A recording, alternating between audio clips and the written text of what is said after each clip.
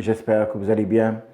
Alors, dans cette vidéo, Inch'Allah, nous allons parler du circuit frigorifique, c'est-à-dire, c'est la suite de la dernière vidéo, la numéro 267, où on avait parlé des changements d'état. Alors, le circuit frigorifique, ou bien si vous voulez, ce qu'on appelle très souvent la pompe à chaleur. La pompe à chaleur, d'accord? Alors cette pompe à chaleur, normalement, elle peut être utilisée, soit pour refroidir, d'accord, une chambre quelconque, ou peut être utilisée pour chauffer un local quelconque. Donc ça, ce sont les deux utilisations. Bien sûr, quand je dis refroidir, il peut y avoir une climatisation, que ce soit à ce niveau, puisque le climatiseur, il va pouvoir travailler tantôt en climatisation, tantôt en chauffage. Donc cette pompe à chaleur, on entend parler trop de cette pompe, c'est-à-dire la pièce maîtresse qui existe sur un circuit frigorifique d'une installation quelconque. Alors ce circuit frigorifique, il est composé normalement de quatre éléments principaux. Dans tous les circuits que vous allez rencontrer, vous devez trouver ces quatre éléments. Vous avez la pièce maîtresse qu'on appelle le compresseur. Ce compresseur, ou bien si vous voulez, la pompe de recirculation du gaz,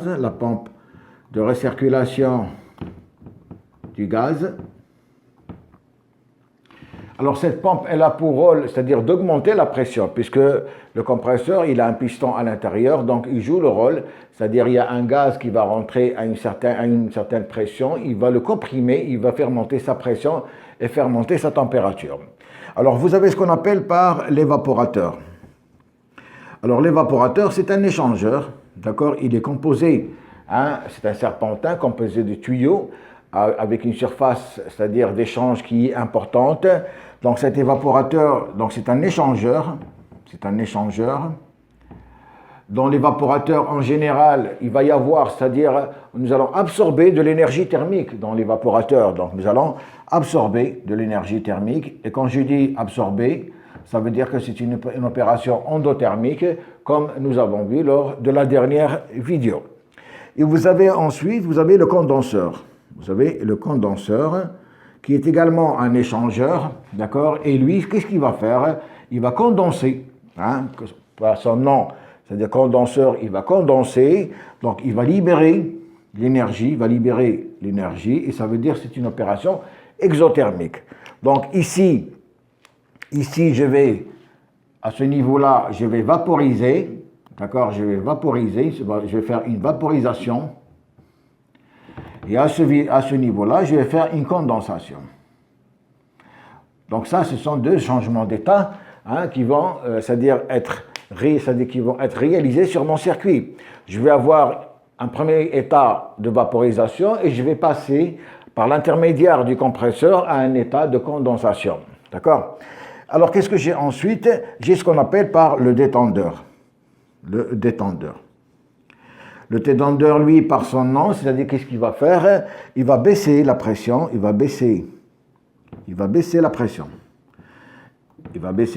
et par conséquent la température du gaz. Donc ce détendeur, normalement, c'est un orifice qui est bien calibré en fonction de la puissance de l'installation. Donc voilà un peu les éléments principaux que vous pouvez trouver sur un circuit en général, que ce soit dans une chambre, c'est-à-dire froide, que ce soit dans un tunnel, que ce soit par exemple dans votre frigo que vous avez dans votre maison. C'est bon. Donc nous allons faire une schématisation de ce circuit et voir un peu, c'est-à-dire la position exacte de chaque organe sur ce circuit. Alors la disposition que je vais vous montrer, d'accord, vous devez toujours la respecter. Vous avez, comme j'ai dit tout à l'heure, l'élément principal, c'est-à-dire vous avez le compresseur, d'accord, c'est la pièce maîtresse, c'est elle, d'accord, qui va permettre la compression des gaz. Et tout de suite en dessous du compresseur, d'accord, vous allez avoir ce qu'on appelle par le détendeur. Donc, comme j'ai dit, vous devez, c'est-à-dire respecter un peu, c'est-à-dire cette schématisation, d'accord? Donc vous avez ici en dessous, vous avez directement le compresseur, c'est-à-dire le détendeur. Donc vous avez ici le compresseur. Le compresseur, c'est lui qui va comprimer le gaz, il va faire monter la pression. Et vous avez le détendeur ici, c'est-à-dire en dessous, le détendeur, lui qui va baisser la pression et la température. D'accord? Donc, je vais ici, qu'est-ce que je vais avoir au niveau compresseur? Au niveau compresseur, donc je vais comprimer le gaz. Ça veut dire que je vais monter en pression et je vais monter en température. Ici, je vais créer une détente, d'accord? Une détente du gaz. Je vais créer une détente. Ça veut dire que je vais avoir une chute de pression et une chute de température. Donc voilà les éléments, c'est-à-dire le compresseur, c'est lui qui va faire monter la pression. Le détendeur, c'est lui qui va faire baisser la pression. Alors bien sûr, vous allez avoir à l'entrée, c'est-à-dire vous allez avoir une aspiration du gaz au niveau du compresseur à une pression, à une certaine pression, c'est-à-dire qu'on appelle la basse pression. Et en sortie, bien sûr, le gaz va être comprimé, ça veut dire que je vais avoir une haute pression. C'est bon, toujours, donc à l'entrée du compresseur, vous avez une aspiration à basse pression. La sortie du compresseur, vous avez un refoulement à haute pression. Je viens ici, c'est-à-dire à l'entrée de mon détendeur, je vais rentrer avec une pression HP, d'accord, à l'entrée. J'ai une c'est-à-dire une haute pression, et je vais sortir avec une basse pression. Donc ça, c'est un peu, c'est-à-dire le rôle de chaque composant que vous avez ici. Le compresseur, j'augmente la pression et la température par compression. Donc à l'entrée, j'ai une basse pression, je sors avec une haute pression. Au détendeur, donc je vais rentrer avec une haute pression, d'accord, je rentre ici avec une pression, je sors ici avec HP, je sors c'est-à-dire de mon détendeur avec une basse pression et je rentre au compresseur avec une basse pression. C'est bon? Bien. Alors, au niveau c'est-à-dire de la basse pression, en général, je vais avoir mon évaporateur qui est situé dans le circuit de basse pression. Voilà mon évaporateur, il est situé dans le circuit de basse pression. Voilà mon évaporateur. D'accord? Voilà mon évaporateur. Il est là. Donc ça, c'est l'évaporateur. Il est situé, d'accord, dans la zone de basse pression. C'est-à-dire il est situé entre l'entrée du compresseur et la sortie de mon détendeur. Puisque cette zone-là, toute cette zone que j'ai ici, cette zone, c'est la zone basse pression. C'est bon. Et de l'autre côté, je vais avoir mon condenseur. Le condenseur, il est toujours situé, c'est-à-dire dans la zone de haute pression, puisqu'il va condenser, comme on a vu tout à l'heure, il va condenser le gaz. Et en condensant le gaz, automatiquement, je vais faire monter sa pression, sa température. Donc ici, j'ai le condenseur. Lui, il va condenser, il va condenser le gaz qui sort du compresseur à une certaine pression, d'accord, et une certaine température. Et bien sûr, les ailettes, c'est-à-dire du condenseur et de l'évaporateur, à l'extérieur des ailettes. Donc ici, je vais marquer à l'extérieur du serpentin, si vous voulez, du serpentin, vous avez ce qu'on appelle par le médium. Et ce médium n'est rien d'autre que l'air, d'accord, qui peut circuler à l'extérieur, ou bien de l'eau. Nous pouvons avoir, par exemple, de l'eau qui va circuler à l'extérieur de ce serpentin.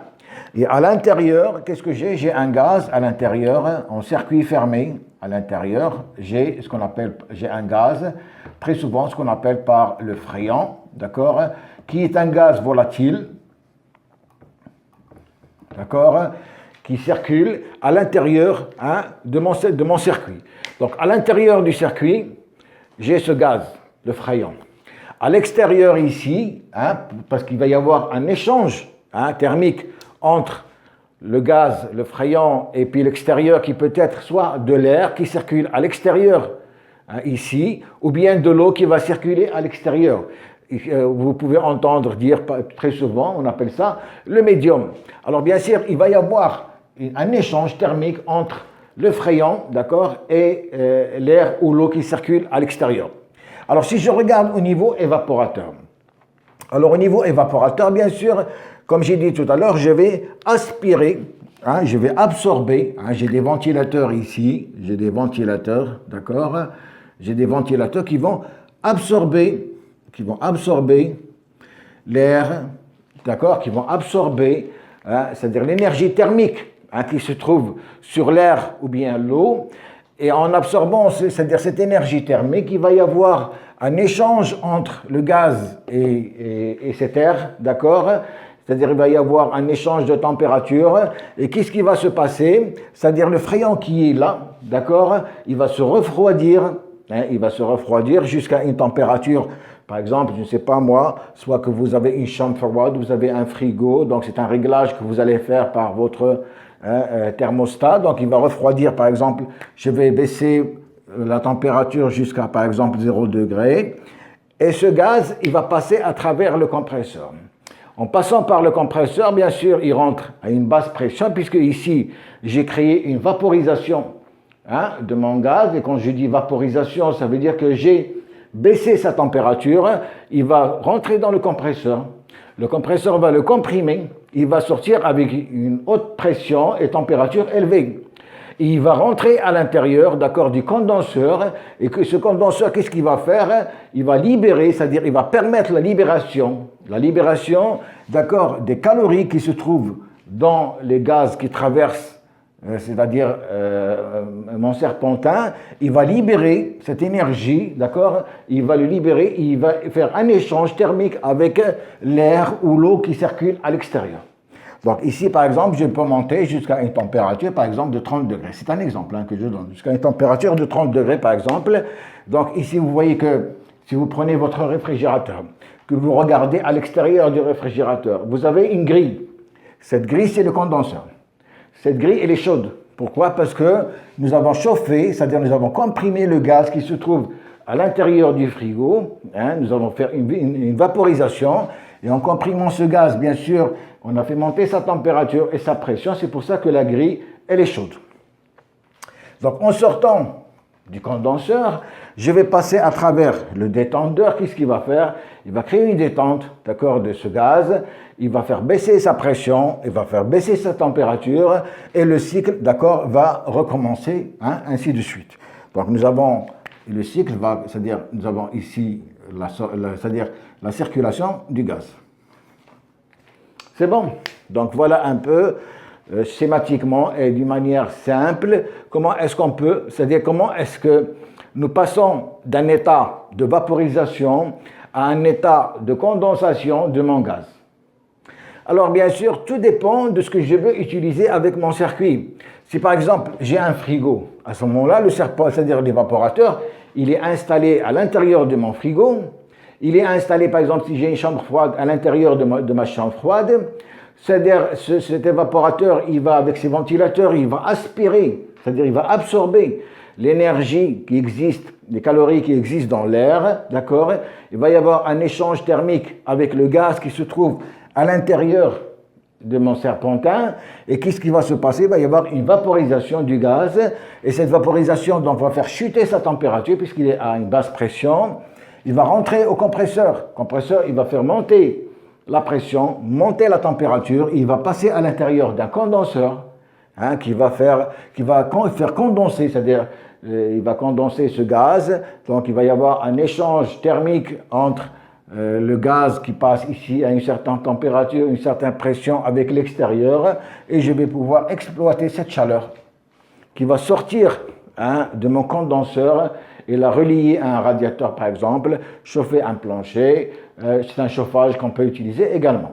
Et bien sûr, ce principe, c'est le principe également des climatiseurs. C'est la même chose. Un climatiseur, quand vous allez acheter votre climatiseur, vous avez c'est-à-dire votre évaporateur qui est à l'intérieur de la chambre et vous avez votre condenseur qui est à l'extérieur, hein, de la chambre.